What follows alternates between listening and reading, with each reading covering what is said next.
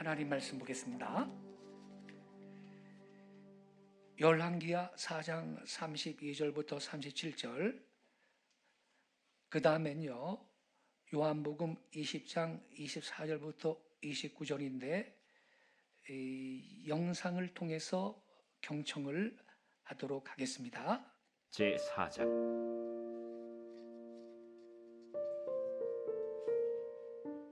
엘리사가 집에 들어가 보니 아이가 죽었는데 자기의 침상에 눕혔는지라. 들어가서는 문을 닫으니 두 사람뿐이라. 엘리사가 여호와께 기도하고 아이 위에 올라 엎드려 자기 입을 그의 입에, 자기 눈을 그의 눈에, 자기 손을 그의 손에 대고 그의 몸에 엎드리니 아이의 살이 차차 따뜻하더라.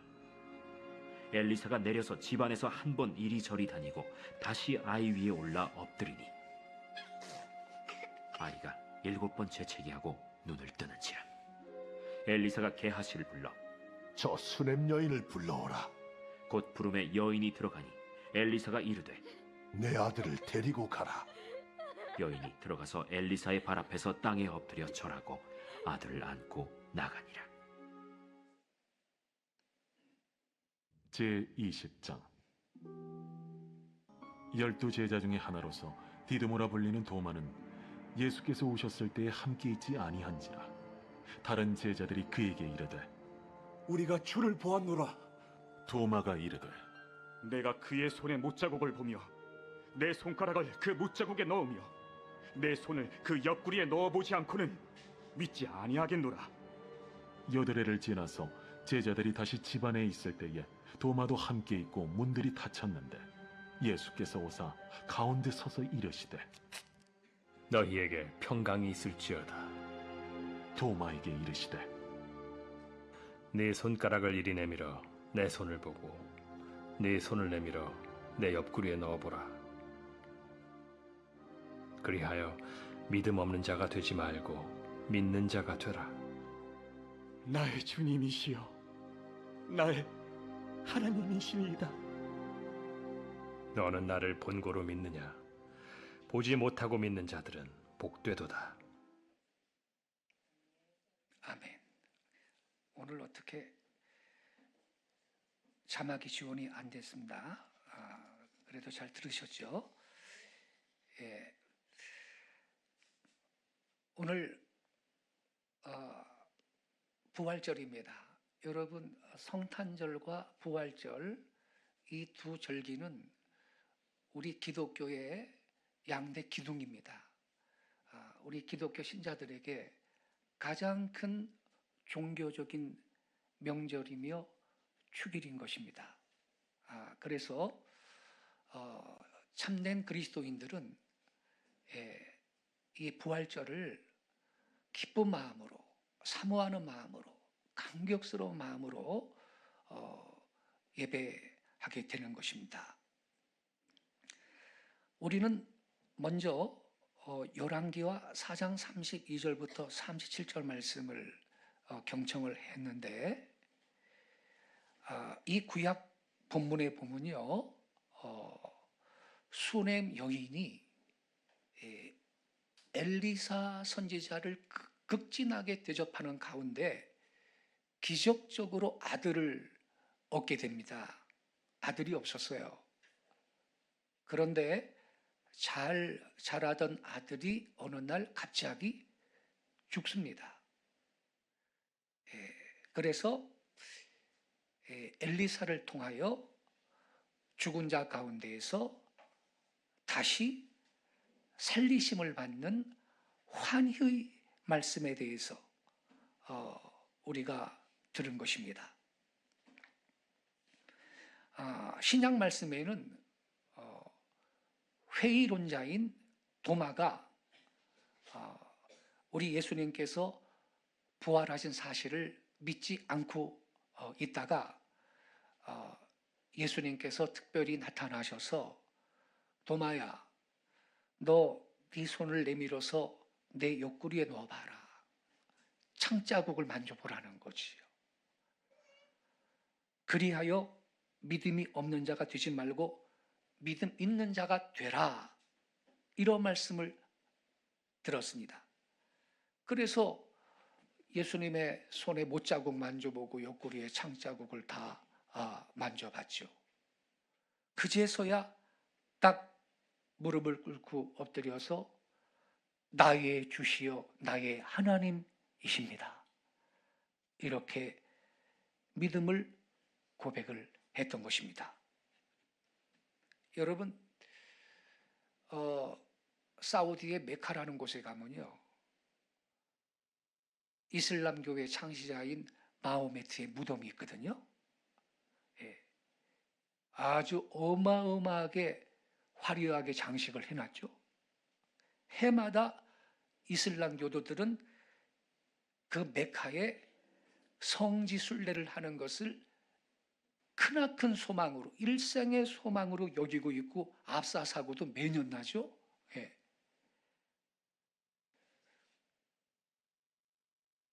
그 순례의 정상은 뭐냐? 마호메트의 무덤에 이르는 길입니다. 그들은 그 무덤 앞에서 마호메트의 위엄을 노래하고 찬양을 합니다.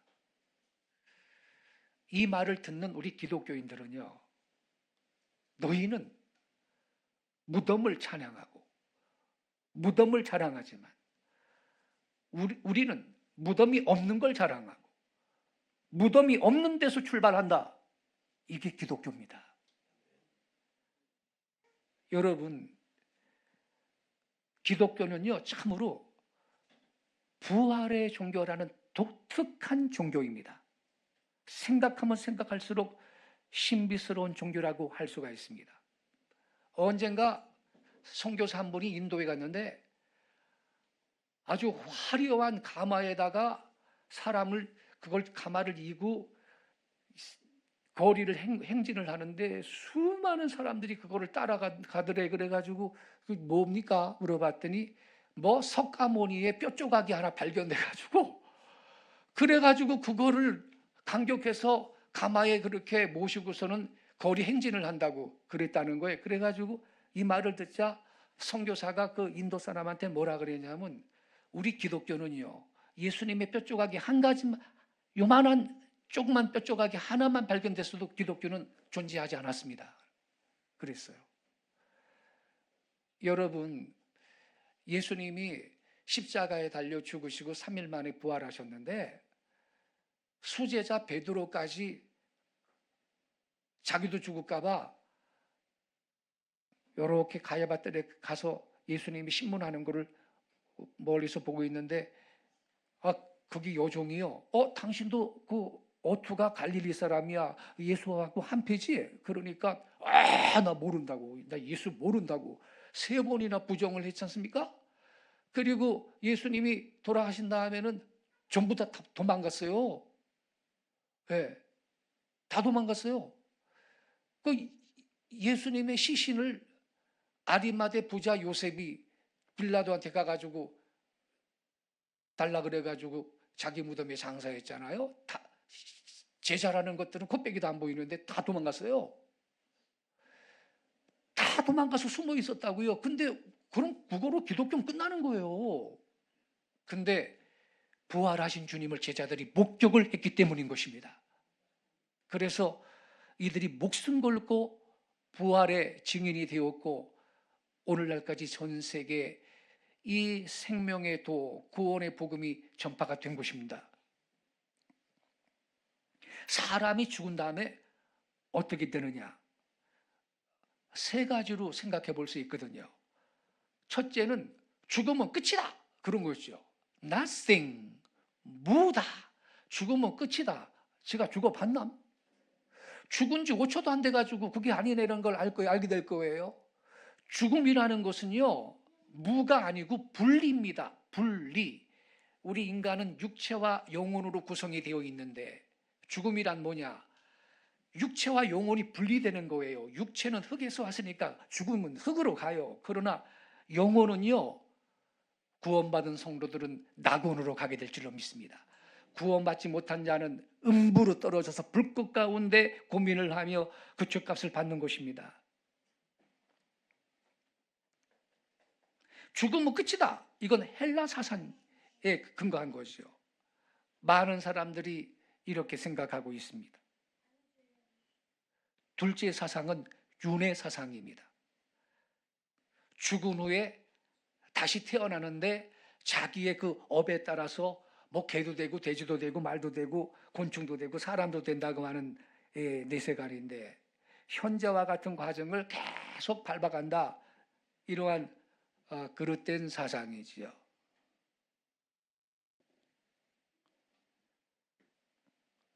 많은 사람들이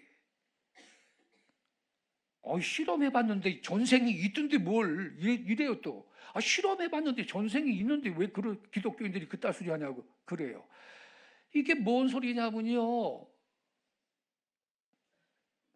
미국의 시카고 대학의 심리학 교수인 페리코라는 교수가 내가 전생이 있다는 거, 내가 전생 내생이 있다는 거 증명해 줄게. 어떻게 증명을 한지 압니까? 태어날 때부터 앞을 못 보는 소경을 오게 해가지고 기자들 다 오게 하고 사람들이 보고 있는데, 최면수를 걸어가지고서는 이 사람이 전생의 자기 모습을, 그리고 어떤 것을 경험하고 있는지를 말을 하면 전생이 있는 게 아니겠느냐는 거예요. 태어날 때부터 앞을 못 보니 본 게 없잖아요. 그런데 최면을 딱 걸어가지고 잠재의식을 끌어올렸는데, 이 사람이 자기가 전생에 어디를 갔는데 너무너무 아름답고 뭐 이런 얘기를 다 하는 거야. 어떻게 뭐가 생겼고 너무 멋지고 뭐 이런 얘기를 하니까 사람들이 깜짝 놀래가지고요, 무아 상태에서 이 사람이 그거 봐, 전생에 있잖아, 다 그런 거예요. 여러분, 이게 귀신이 기만하는 거거든. 그거는요, 그 소경 안에 있던 귀신이 전생에 어떤 사람을 가장해가지고서는 속이는 거거든. 여러분, 귀신은요, 불신자의 영혼이 아니라 불신자의 영혼이 아니라 타락한 천사가 귀신이거든요. 근데 어떤 사람이 이 귀신이 붙어 있는데 이 사람이 죽었어요. 그러면 이 사람한테 붙어 있던 귀신은 자기가 들어가기 좋은 사람을 찾아다녀요. 그래가지고선 어떤 사람한테 딱 붙어요. 그러면 이 사람의 잠재의식을 끌어올리면요, 바로 먼저 붙어 있던 그 사람의 그 목소리를 내면서 이 사람을 속이는 거예요. 그래가지고 어떤 이런 실험도 했어요. 농사꾼인데 실험을 했더니 의사들만 아는 의학 수로를 줄줄줄 말하는 거야. 야, 이 사람은 전생에 그 의사였어 이러거든요. 그게 아니고요, 의사한테 붙어있던 그 귀신이, 그 의사가 죽으니까 이제 누구한테 붙지? 그래서 이 사람한테 붙은 거야. 그래가지고 이 사람의 잠재의식을 끌어올리니까 이 사람이, 이 귀신이 먼저 있던 그 의사한테 붙어 있었기 때문에 의학 수로 다 알아. 의사의 경험을 다 했기 때문에 그걸 딱 얘기하는 거거든요. 근데 이것도 모르고요, 그거 봐라, 이 사람은 전생의 의사였다, 이러고 쏘는 거예요. 여러분, 불교 힌두교의 윤회 사상은요, 사단의 속임수입니다. 사람은 한 번 죽으면요, 하나님이 정한 것이 한 번 죽는 거고요, 그 다음에 심판이 있는 걸 깨닫기 바랍니다.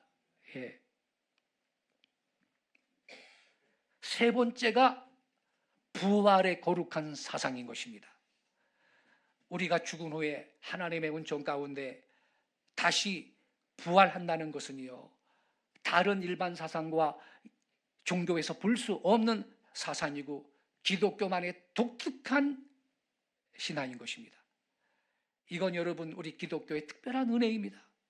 이제 구약과 신약의 사건을 통해서 부활이 어떤 은혜가 되는지, 또 현재 우리에게 어떤 은혜가 될 수 있는지를 살펴보도록 하겠습니다. 첫째로, 부활은요, 그들에게 확고한 믿음을 심어주는 은혜가 되었습니다. 구약의 수냄 여자가요, 엘리사를 극진히 대접하면서 하나님의 사람이라고 할 때 엘리사의 그 독특한 권능이 이분이 보통 분이 아니다, 이걸 알고 하나님의 특별한 능력이 엘리사 위에 있다는 것을 인정했기 때문이거든요. 그는 자기의 집 다락에다 좋은 방을 만들어서 엘리사를 거처하게 하고요, 그분을 편히 쉬게 대접도 잘했거든요. 그리고 엘리사의 예언을 따라 이 여인이 귀한 아들을 낳았을 때 그녀의 믿음은 더욱 두터워졌을 겁니다. 그러나 그 아들이 죽었어요. 어느 날 굉장히 실망했겠지요. 그렇지만 엘리사를 통하여 아들이 다시 살아난, 엘리사가 기도해서 살렸어요. 이때 이 여인의 믿음이 완성이 되었던 겁니다. 처음에는 흔들리는 연약한 믿음이었지만 아들의 살아남으로 인하여서 확고한 믿음이 된 겁니다. 두 번째 본문은 도마 이야기였죠. 이 신약의 도마는요, 회의론자라는 별명을 갖고 있습니다. 요한복음 11장 16절에 보면 예수님께서 예루살렘으로 가신다고 말씀하실 때 도마가 우리도 죽으러 가자 이런 말을 했는데, 어떤 신학자는 이건 대단히 침울한 말이다, 침울한 생각이다라고 지적한 분도 있습니다. 요한복음 14장에 우리 예수님께서는 내가 가는 곳에 그 길을 너희가 알리라 이렇게 말씀하실 때, 주여 어디로 가시는지 알지 못하는데 우리가 어떻게 그 길을 알겠습니까? 라고 도마가 그렇게 대꾸를 했거든요. 그리고 도마는요, 예수님께서 부활하셨다는 소식을 듣고 제자들이 있을 때 부활하신 주님이 나타나셨잖아요. 근데 그때 도마는 어디 딴 데가 있었어요. 그래가지고 야 도마야, 우리 부활하신 예수님 만났다. 그러니까 에이 무슨 그런 소리를 내, 나는 그의 옆구리에 그 창자국을 내 손으로 만져보고 손에 못자국을 그걸 만져봐야 내가 믿을 거야 그랬거든요. 그러면서 끝내 안 믿었거든요. 근데 부활하신 예수님께서 이 도마의 이러한 불신앙적인 소리를 어디선가 들으시고 다시 나타나셔서 도마야, 내 손에 못자국을 봐라, 내 옆구리에 창자국을 봐라, 그리고 믿음 없는 자가 되지 말고 믿음 있는 자가 되라, 이렇게 말씀하셨지요. 자기 눈으로 보고 만지고, 이때 도마는요 감격하면서 나의 주시여 나의 하나님이십니다라고 신앙의 고백을 했던 것입니다. 다시 말하면 여러분, 그리스도의 부활을 보고 나서 회의론자였던 이 도마의 의심과 회의가 없어지고 확고한 신앙인이 된 것입니다. 우리가요 로마서 1장 3절 4절에 보면요, 그리스도의 양성에 대해서 기록했거든요. 양성이라는 것은 뭐냐? 예수님의 신성과 인성을 말해요. 예수님은요 완전한 사람이시지만 또한 그분은 완전한 하나님이셨거든요. 이걸 그리스도의 양성이라고 하는데, 이게 로마서 1장 3절 4절에 이렇게 써 있어요. 육신으로 말하면, 이 육체적으로 말하면요 다윗의 혈통에서 나셨고, 인간이죠. 근데 그 다음에 이렇게 써 있어요. 성결의 영으로는 죽은 가운데서 부활하여 능력으로 아버지 아들로 인정되셨으니 곧 우리 주 예수 그리스도이시니라. 여러분, 우리는 예수님의 일생을 통해서 그분이 그냥 인간이 아니고 하나님의 아들이다라는 사실을 여러 가지 각도에서 증명해 볼 수 있거든요. 예컨대 예수님은 구약에 예언된 그대로 오셨어요. 이사야서 7장 14절에 처녀가 잉태하여 아들을 낳을 거니 임마누엘이라 하리라. 그 이사야는 예수님이 탄생하기 700년 전에 있었던 사람인데 미리 그렇게 예언했거든요. 미가서 5장 2절에는 베들레헴 에브라다야, 너는 유다 고을 중에 작을지라도 너를 다스릴 자가 너한테서 나올 거다. 근데 베들레헴에서 근데 이렇게 썼어요. 그 다음에 그의 근본은 상고의 영혼에 있다. 그런 존재가 베들레헴에 탄생한다고 미가서 5장 2절에 구약 성경에 기록되어 있는데, 실제로 예수님이 베들레헴에 탄생했거든요. 원래는 거기에 탄생할 이유가 없어요. 나사렛 살았던 분인데 하필이면 그때 로마 황제가 호적 정리하라고 다 자기 고향 가서 호적 정리하라 그래가지고 요셉이 임신한 마리아를 데리고 갔다가 그 베들레헴에서 예수님이 탄생했거든요. 한두 가지가 아니에요, 여러분. 예수님의 탄생, 죽으심, 부활, 구약 성경에 다 예언되어 있어요. 이런 인간이 어디 있습니까?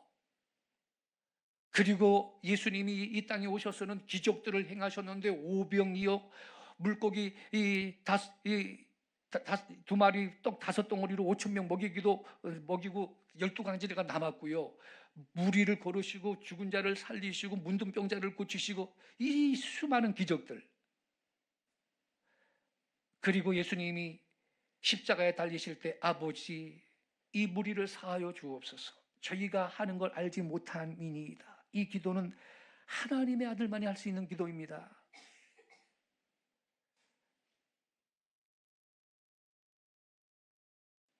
우리는 이 모든 것들을 통해서요 예수 그리스도의 신성을 증명할 수 있어요. 하지만 예수님의 신성을 결정적으로 말하고 있는 것은 뭐냐? 그분의 부활입니다.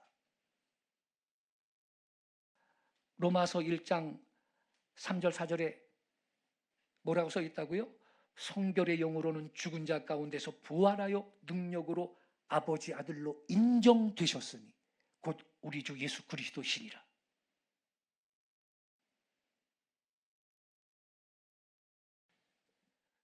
그분의 탄생, 말씀, 그분의 행하신 기적, 기도도 독특했지만 그건 여러분 어느 정도까지만 확인할 수 있는 것들이고, 그러나 그분의 부활은 아무도 의심할 수 없이 예수 그리스도의 신성을 입증했던 것입니다. 할렐루야. 여러분, 우리가 어떻게 하나님을 믿을 수 있느냐? 그 신앙의 길에는 여러 가지 방법과 루트가 있어요. 어떤 분은 교양으로 하나님의 세계에 도달하신 분이 있어요. 예. 교회 다니면 좋은 소리 많이 배우고 그냥 인격 함양을 위해서 교양 삼아서도 가도 괜찮아. 이러다가 이분이 신앙에 깊이 들어간 분도 있어요.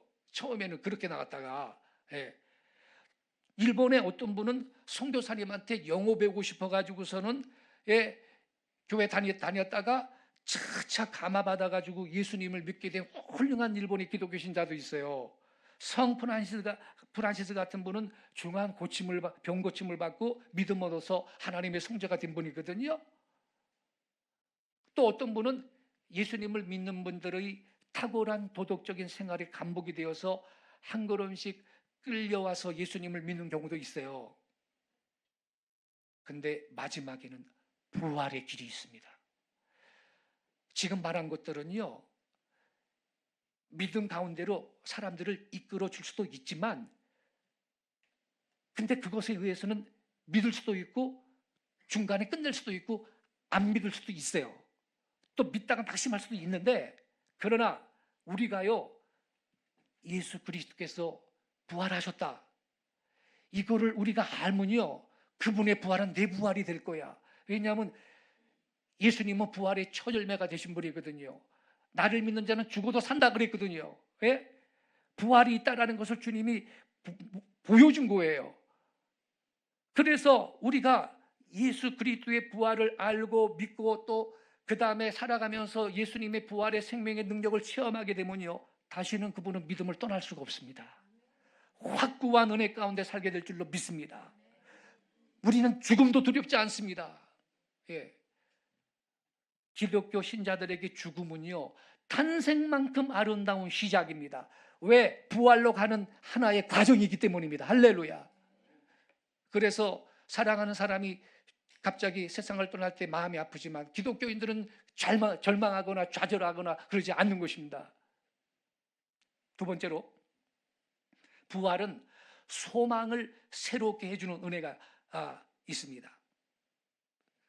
수넴 여자가요 재산 많고 잘 살고 있었는데 자식이 없었거든요. 그래서 늘 괴로워하는데 엘리사가 기도해가지고 아들 낳았어요. 그러니 그 아들한테 이 여인은 전 소망을 걸고 살았지 않았겠습니까? 근데 이 아이가 글쎄 어느 날 갑자기 죽었네. 그때 이 여인은 소망을 잃고 절망에 빠졌을 겁니다. 그런데 엘리사가 기도해서 그 아이가 다시 살아났어요. 이때 그 여인의 소망은 다시 타오르면서 다시 밝게 되었던 것이죠. 갱신된 소망입니다. 소망이 갱신되어서, 여러분, 예수님의 12 제자들은요, 처음에 예수님을 따라갈 때요, 왜 따라가느냐? 예수님이 막 기적을 행하거든요. 아니 뭐 물고기 2마리 보리도 5개로 5,000명도 넘게 뭐 배불리 먹게 하시니 이분 따라가면 양식 걱정은 없겠다. 야, 이분이 이제 로마 제국을 무너뜨리고 이 나라의 왕 되면 진작 이분을 따라다니던 우리는 그분의 왕국이 세워질 때 한 자리씩 다 차지할 것 같아. 이런 생각 있지 않았습니까, 여러분? 예? 근데 이런 생각이 있으니까 예수님이 이제 예루살렘 가까이 왔을 때는 드디어 예수님이 왕 될 때가 되셨나 보다 생각하고, 우리 예수님이 예루살렘에 가시면 왕이 되실 텐데 우리 중에 누가 우편에 앉고 누가 좌편에 앉을까? 이것 갖고 싸움질을 내요. 제자들이 누가 우의정하고 누가 자유정하겠느냐, 다툼이 나타났어요. 이때 그들의 소망은요, 예루살렘에서 우의정 좌의정 영광의 관을 받는 거였거든요. 그런데 십자가에서 예수님이 죽고 말았네요. 모든 소망이 무너져 버렸어요. 이제 바랄 거 아무것도 없어. 그렇게 낙심해 있다가 갑자기 예수님의 부활 소식을 듣고 그들이 부활하신 주님을 만났거든요. 그때 새롭게 이 소망의 불길이 그들의 심령이 타오르게 됐던 것입니다. 그리고 그 소망이 확실해졌어. 갈릴리 바다에서 주님을 만날 때처럼 그저 주님에 대해서 막연하게 기대한 것이 아니었습니다. 예수님께서 예루살렘에 오실 때 그들이 기대했던 우의정, 좌의정 같은 세속적인 소망도 더 이상 아닙니다. 인간적인 것을 초월하고 현세적인 것을 초월한 영원하고 거룩한 소망을 그들의 마음속에 확인을 하게 됐던 것입니다. 여러분, 우리 사람의 마음속에 이 소망이 확인될 때 그 결과가 어떤 것입니까? 첫째, 내 삶에 힘이 생깁니다. 힘. 예수님의 제자들은 예수님이 돌아가신 다음에 아까 말씀드렸듯이 물불이 흩어졌고 방 안에서 소리도 못 내고 문 걸어 잠그고 숨어 지냈던 인간들입니다. 그러나 부활의 소식을 들은 후에는 힘차게 소리치고 물을 박차고 바깥으로 나갔고 부활의 증인으로 살았던 것입니다. 그들의 생활이 힘차게 됐어요. 둘째, 모든 시련과 어려움을 극복했습니다. 베드로는 아까 말했듯이 가야바 뜰에서 대제사장 뜰에서 신문 받을 때 작은 그 여종이 당신도 예수님하고 한패 같은데 목소리가 이거 갈릴리 사람 아니야? 그랬더니 겁이 나가지고요. 옛날에는 말입니다. 다른 제자들은 주님을 다 배신하더라도 나는 안 그러겠습니다. 이렇게 큰 소리 친 때는 언제고 세상에 3번이나 예수님을 모른다고 부인하였는데 그리스도의 부활을 베드로가 본 후에는요, 인간이 달라져요. 우리가 보고 들은 것을 말하지 아니할 수 없다 이렇게 외치면서 베드로가 설교를 한 거예요. 오순절에. 바리새인들의 위압과 어려운 시험을 이겨낼 수 있는 원동력을 갖게 됐던 것입니다. 확실한 소망이 그 마음속에 넘쳐 가는 곳마다 능력 가운데 복음을 전하고 병든 자를 고쳐주고 죽은 자를 살려주는 놀라운 역사를 그들이 이루었던 것입니다. 여러분, 우리도요, 소망이 확실해지고 갱신될 때 우리 생활에 힘을 얻습니다. 모든 역경을 극복합니다. 가장 큰 소망이 뭐냐? 부활의 소망을 가지시기를 축원합니다. 예수님 부활이 내 부활입니다, 여러분. 끝으로 부활의 은총은요, 불타는 헌신의 은총을 불어 넣어 주었습니다. 도마가 회의론자였지요. 근데 그리스도의 부활을 목격한 후 너무너무 자기를 제자 삼아주신 주님의 은혜가 감사해. 그래서 가까운 예루살렘에서 전도하는 것이 죄송해. 나는 좀 더 먼 데 가서 복음을 전해야지. 그래가지고 인도로 갔습니다. 인도로. 여기 우리 성경에는 없지만 도마복음서라는 외경에 기록되어 있는데, 그때 인도의 법은 엄격한데 외국 사람들이 함부로 입국할 수 없고 목숨만 입국을 허락받을 수 있었다는 겁니다. 그래서 도마가 목공으로 인도에 들어가 목소로 일하면서 선교했습니다. 여러분, 지금도 인도에 가면 성도마 교회가 있습니다. 이게 바로 도마가 세운 교회이고요. 그 주변의 인도 사람들은 여기에 자부심을 갖고 있습니다. 예, 이 도마가 인도를 왔다가 저 바다를 통해 가지고서는 우리 한반도 남부까지 왔다가 다시 인도로 돌아가서 순교했습니다, 여러분.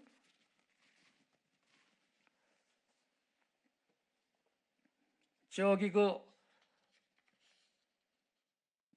도마라는 히브리어가 새겨진 석상도 발견이 됐죠. 이 성도마 교회가 인도에 깊게 뿌리 내리고 있는 걸 볼 때 우리는 도마의 헌신을 눈으로 확인할 수가 있는 겁니다. 그 헌신 어떻게 생겼는데요? 부활의 소망 때문입니다. 할렐루야. 아, 세상이 끝이 아니구나. 부활한다. 영생을 누린다. 모든 열방 백성들이 주 예수 믿고 영생을 얻게 해야 될 거 아니냐. 인도까지 갔던 것입니다. 근데 말이에요, 이 인도가 말이에요, 인구는 지금 중국이 14억 정도 되는데 인도가 한 15억 가까이, 인도가 중국을 앞질렀잖아요. 땅 크기도 비슷한데 인도는 그러나 중국을 능가하지 못한답니다. 학자들이 뭐라 그러냐면요, 이 인도라는 나라는 아직도 계급이 있대. 천민이 있대, 천민이요. 예, 그 잘난 인간들 한 1%, 10%도 안 되고 몇 프로만 그 좋은 대학 가고 잘 살고, 나머진 천민들이 많고 그래가지고요. 요거 때문에 인도가 발전을 못하고, 인구는 중국보다 지금 더 많아졌고 땅덩이도 비슷하지만 인도가 중국을 이길 수가 없대. 불쌍하지 않습니까, 여러분? 이 시대에 무슨 천민이 있습니까, 세상에? 인도는 천민이 있습니다, 지금도. 우리나라는요, 양반 쌍놈 이런 게 있었지 않습니까? 일제시대 때 35년 지나면서 이걸 다 뜯어내버렸거든요. 그전에는 양반 쌍놈이 있었잖아요. 일제 35년 동안 억지로 이게 없어진 거야. 근데 세상에 해방 후에 말이죠, 6.25 전쟁 3년 했네. 이러면서 6.25 전쟁, 나라가 잿더미고 그러는데 니나 나나 다 똑같이 시작하게 된 거야. 할렐루야. 우리 죽을 고생은 했지만 쌍놈이 어디 있어요, 지금? 일제 35년의 그 어려운 시간을 보내면서 이게 사라진 데다가 그래도 좀 남아 있었거든, 여러분. 좀 남아 있었다고, 양반 쌍놈 이런 개념이. 6.25 가난한 가운데 6.25 전쟁 겪으면서 아주 전부 다 우리는 맨 땅에서 온 국민이 다시 시작한 나라예요, 이 나라가. 너도 가난하고 나도 가난하고 다 어려운 거야. 이러면서 이 나라는요, 아주 개조가 된 겁니다. 할렐루야. 우리 민족이 고난이 많지만이 얼마나 감사해. 양반 쌍놈이 그때 싹 없어진 거예요. 그런 개념조차가. 예. 여러분, 이 도마가 인도에 가서 복음을 전했는데 그 교회가 지금도 남아 있는데 말이죠, 송도마 교회가. 근데 이 복음이 확산이 되지 못했기 때문에. 왜냐하면 쌍놈 양상만 있듯이 천민이 있고 그러니 그들이 복음은, 여러분, 이걸 신분을 깨뜨리는 거 아닙니까? 그러니까 이게 인도가 저렇게요, 덩치는 커도요 중국을 절대 능가 못한대. 앞으로도 그렇다는 거예요. 이것 때문에. 그러니까 우리는 비록 작지만 완전히 개조가 됐기 때문에 전 세계를 문화적으로나 영적으로나 앞으로 통일 코리아가 선도하는 나라가 되는 것입니다. 할렐루야. 예.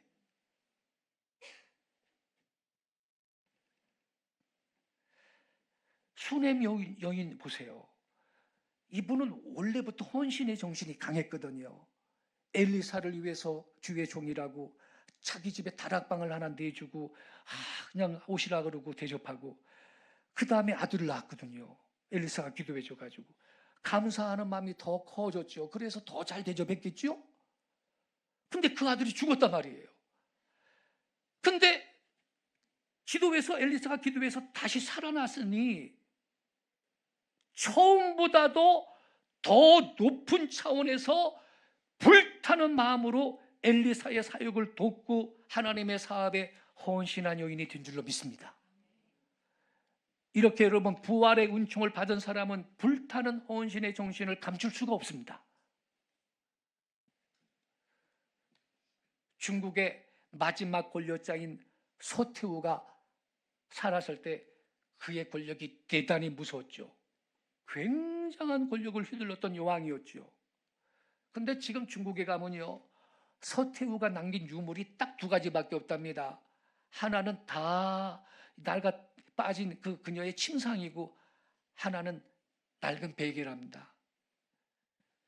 그 여자가 살았을 땐 그의 권력이 무서웠는데 지금 죽은 후에는 낡은 침상과 베개밖에 없다 그래요. 우리의 현세의 소망이라는 게 얼마나 허망한가를 보여주죠. 성도 여러분, 우리는요, 이 현세의 마지막 소망이 있는 게 아닙니다.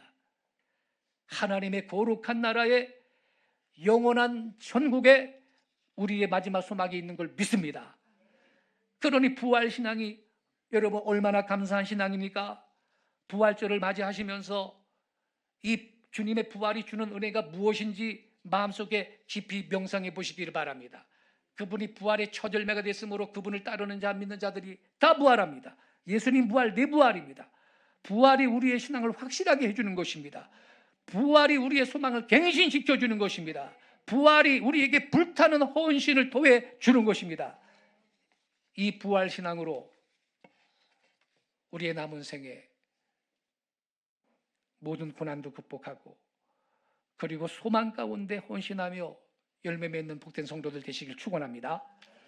기도하겠습니다.